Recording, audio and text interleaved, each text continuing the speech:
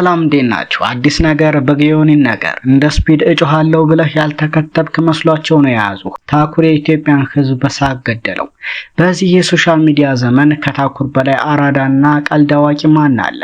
ትላንት በነበረው የሾው ስፒድ ግርግር መሃል ናት የተባለው የቲክቶክ ጸጉር አስተካካይ ስፒድን ለማግኘት የመረጠው መንገድ እንደ ውሻ መጮህ ነበር። በስፒድ ፊት ኡ ያለ ሲጮህ የስፒድ ቦዲጋርዶች ግን ነገሩ አልተመቻቸውም።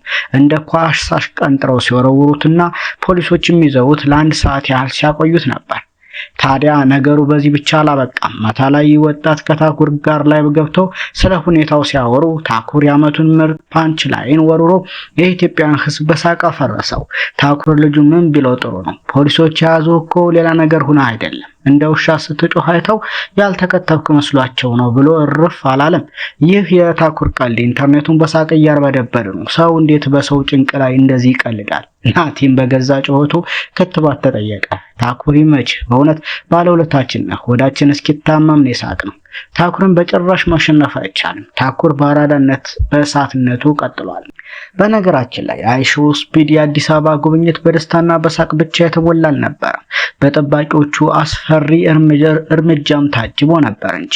በተለይ ሄንሪና ሩዲገር የተባሉ የስፒድ የግል ጠባቂዎች በጉብኝቱ ወቅት ያሳዩት ማንንም ያለመስማት ባህሪ የከተማውን ሕዝብ አነጋግሯል። ለእነዚህ ግዙፍ የሰው ግዳንግዶች ይሄ የሀገራችን ታዋቂ ቲክቶከር ነው፣ ይሄ ዝነኛ አርቲስት ነው፣ ወይንም ይሄ ቪአይፒ ነው የሚባል ቋንቋ በፍጹም አልሰራም። ለነሱ ሁሉም ሰው እኩል ነው።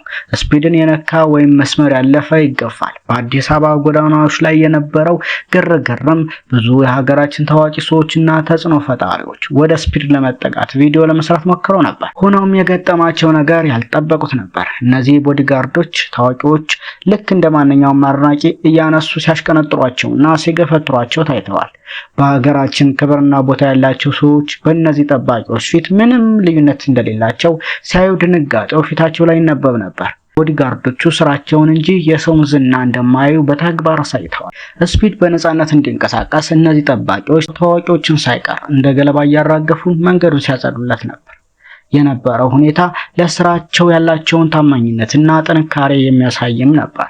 ሌላው በአይሾው ስፒድ የቀጥታ ስርጭት መጀመሪያ ላይ የተመለከትነው ክስተት ልብን በደስታ ይሞላል። ስፒድ ወደ ወርቅ ቤት ጎራ ብሎ በነበረበት ወቅት ነጋዴዎቹ እንደ ሌሎቹ ስግብግቦች ሳይሆኑ ልክ እንደ ስራቸው ልባቸው ወርቅ የሆኑ ኢትዮጵያውያን መሆናቸውን አሳይተዋል። ለእንግዳቸው ክብር ሲሉ ውብ የሆነ የእጅ ጌጥ በስጦታ አበርክተዋል።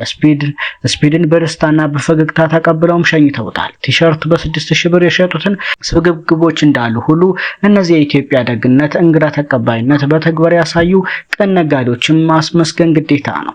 የኢትዮጵያ ትክክለኛ መልክ ይህ ነው፣ መስጠት፣ ማክበር፣ በፍቅር መቀበል። እነዚህ ነጋዴዎች ለስፒድ የሰጡት ጌጥ ብቻ ሳይሆን የኢትዮጵያ ንጹህ ፍቅር ጭምር ነው። ለእንደዚህ አይነት ቅን ልቦች ዜጎች ክብር ይገባል። ሰላም።